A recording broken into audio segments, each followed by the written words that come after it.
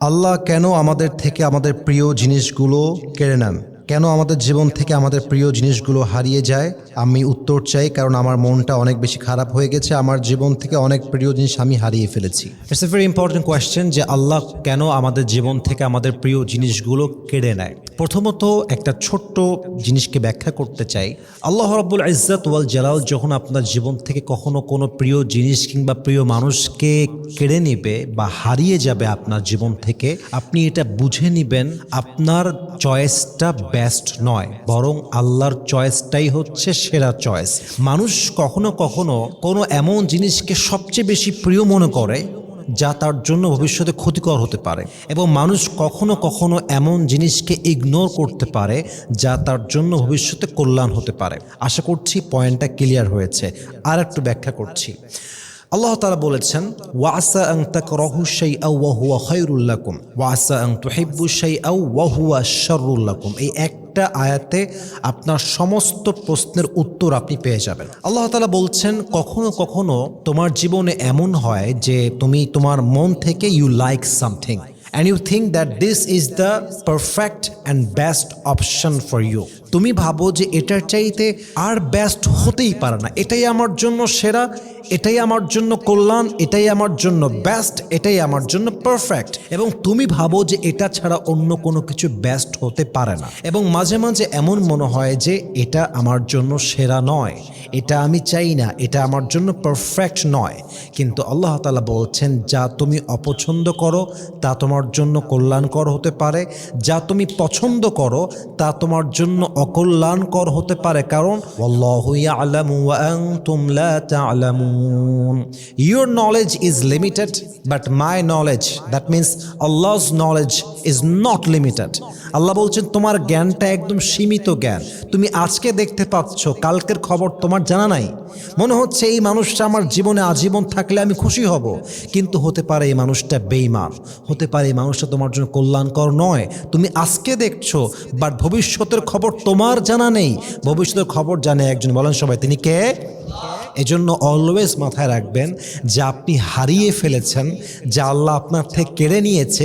আপনি ভাবছেন এটা বেস্ট, কিন্তু আপনি যদি ভাবতে পারেন আল্লাহ যা রাখবে সেটাই বেস্ট, আল্লাহ যা নিয়ে যাবে এটা আমার জন্য কল্যাণকর নয়, এই একটা ছোট্ট ইমানের পয়েন্ট আপনার কষ্টকে 100-তে 100 ভাগ কমায় দিবে। ঠিক কিনা বলেন সবাই আপনারা? 2 নম্বর পয়েন্ট মাথায় রাখবেন, আল্লাহ কখনো আপনার জীবন থেকে প্রিয় মানুষ কিংবা প্রিয় জিনিসকে কেড়ে নেয় কিংবা আপনার জীবন থেকে এটা হারিয়ে যায় কারণ আল্লাহ আপনার অন্তরকে পরিশুদ্ধ করতে চায়। অনেক সময় আমাদের জীবন থেকে প্রিয় মানুষ হারিয়ে গেলে, প্রিয় জিনিস হারিয়ে গেলে আমরা আল্লাহর নিকটবর্তী হয়ে যাই, আমরা আল্লাহকে চিনতে শুরু করি, আল্লাহর জন্য আমাদের হৃদয়ে ভালোবাসা তৈরি হয়ে যায়, আল্লাহর প্রতি আমাদের মায়া তৈরি হয়ে যায়। অতএব যদি কখনো আপনার জীবন থেকে প্রিয় জিনিস কিংবা প্রিয় মানুষ হারিয়ে যায়, মাথায় রাখবেন এটা আল্লাহ নিয়েছে একটাই কারণ আল্লাহ চায় আপনি তার সবচাইতে কাছের বন্ধু হয়ে যান। সুবহানাল্লাহ পড়বেন না আপনারা সবাই? 3 নম্বর একটা কারণ হতে পারে, আল্লাহ আপনাকে টেস্ট করছেন, আল্লাহ আপনাকে পরীক্ষা করছেন যে আমি আমার বান্দার থেকে তার সবচেয়ে প্রিয় জিনিস কেড়ে নেওয়ার পরে আমার বান্দার রিয়াকশনটা কি হয়। যেমনটা কোরআনে আল্লাহ তাআলা বলেছেন, ওয়ালানাবলুওয়ান্নাকুম বিশাইইম মিনাল খাউফ ওয়াল জুই ওয়া নাকসিম মিনাল আমওয়ালি ওয়াল আনফুসি ওয়াস সামারাত। আল্লাহ বান্দাকে সব দিক থেকে পরীক্ষা করবে, জানের পরীক্ষা, মালের পরীক্ষা, সম্পদের পরীক্ষা, ক্ষুধার পরীক্ষা, পরীক্ষার শেষ নেই। কিন্তু আল্লাহ দেখতে চায় যে আমার বান্দার রিয়াকশনটা কেমন হয়, আমার বান্দা কি অস্থির হয়ে যায় না ধৈর্যশীল হয়, আমার বান্দা কি আনগ্রেটফুল হয় না গ্রেটফুল হয়।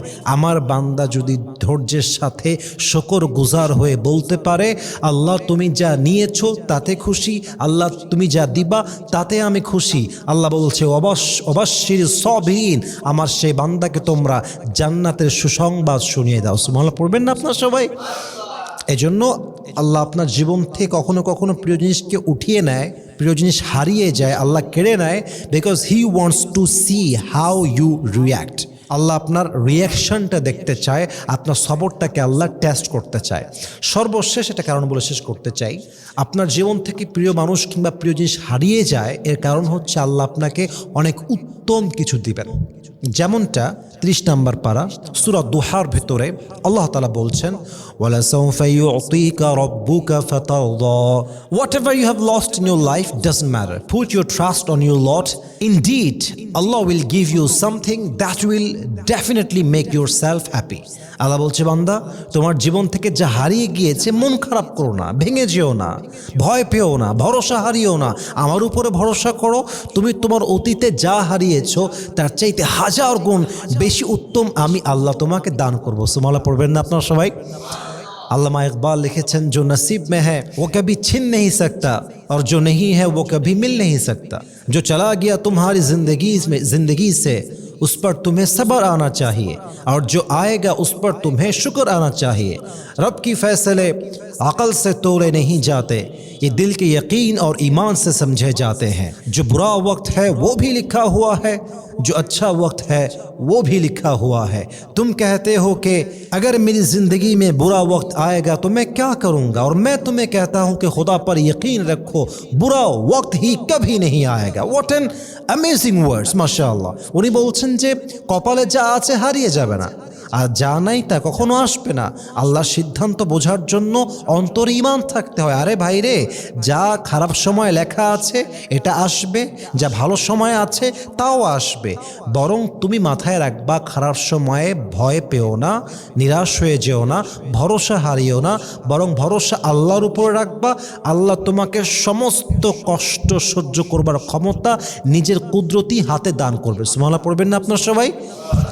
এই জন্য প্রিয় ভাইয়েরা আমার, কখনোই কমপ্লেইন করবেন না। আল্লাহ যা দিয়েছেন তাতেও খুশি থাকবেন, যা নিয়েছেন তাতেও খুশি থাকবেন। Always always always try to say আলহামদুলিল্লাহ, আলহামদুলিল্লাহ, আলহামদুলিল্লাহ। আল্লাহ বলছেন, লা ইন শাকারতুম লাযীদান্নাকুম, তুমি যদি শুকর গুজার হতে পারো তোমাকে আমি আল্লাহ নিয়ামতটা আরো ডবল করে বাড়ায় দান করবো। সুবহানাল্লাহ পড়েন সবাই। আল্লাহ আমাদের সবাইকে বোঝার তৌফিক দান করুন, পড়েন সবাই আমিন।